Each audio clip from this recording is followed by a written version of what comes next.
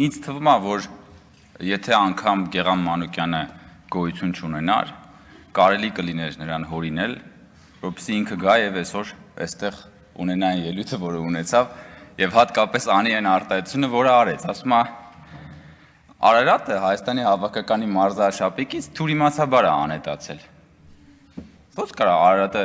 թյուրիմացաբար, այսինքն դուք Արարատը այդքան նսեմացնում եք եւ նսեմացրել եք,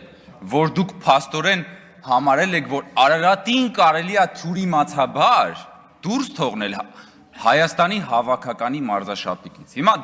Հիմա մենք ենք Արարատը ուրանում, թե դուք ժողովուրդ։ Պարոն Մանուկյան,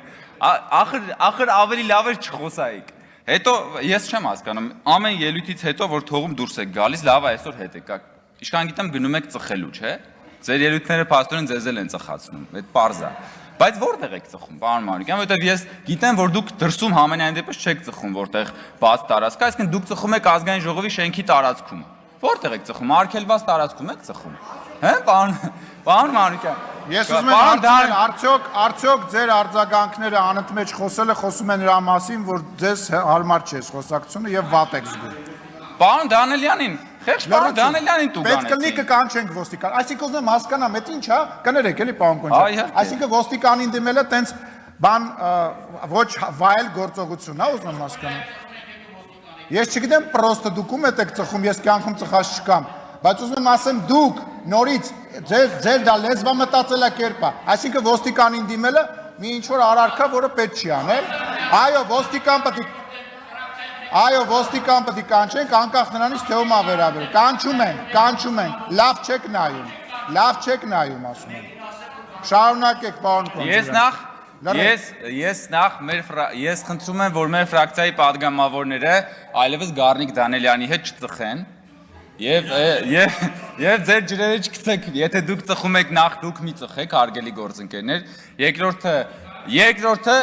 ես կոչ եմ անում, այո, ոստիկանությունը պիտի համապատասխան վարչարություն անի, եթե նաեւ այդ թվում քաղաքացիական պայմանագրի պատգամավորներն են շենքում ծխում եւ ձեզ էլ հորդորում եմ հարգելի գործընկերներ շենքում չծխել։ Եվ իհարկե ես գիտեմ, որ ձեր ելույթները նույնիսկ ձեզ են ծխացնում, պարոն Մանուկյան, բայց իսկապես ոնց կարա Արարատը հանելը, այդտես թյուրիմացություններ փաստորեն ձեր մոտ հաճախ ա եղել դաշնակցության։ Երևի տես թյուրիմացաբար կոալիցիայի մեջ մտակ երիտ թուրքերի հետ, հետո տես թյուրիմացաբար կոալիցիայի մեջ մտակ հանրապետականների հետ, հետո թյուրիմացաբար այդ բանից կոալիցիայից դուրս եկաք, հետո էլի թյուրիմացաբար հետ մտակ այդ կոալիցիայի մեջ, տենց ամեն ինչ թյուրիմացաբար ա եղել։ Պարոն Մինասյանն ասում է, որ նախաձեռնություն են բերելու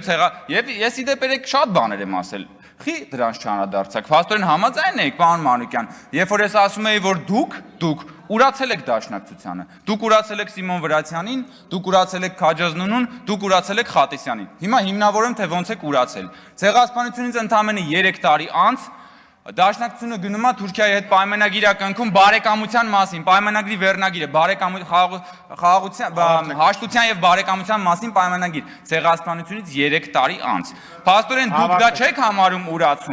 դուք դա չեք համարում ուրացում, իսկ հիմա եկել եք 110 տարի անց, պարոն Մինասյանը եւ դուք ուզում եք երեսպաշտորեն բերեք նախագիծ ցեղասպանության ուրացումը քրեականացնելու համար։ Հիմա ես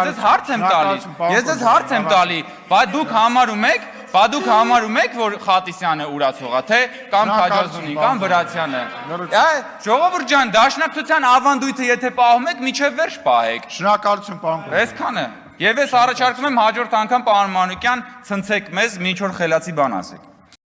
Չմոռանաք հավանել տեսանյութը եւ բաժանորդագրվել Civic AM-ի YouTube-յան էջին։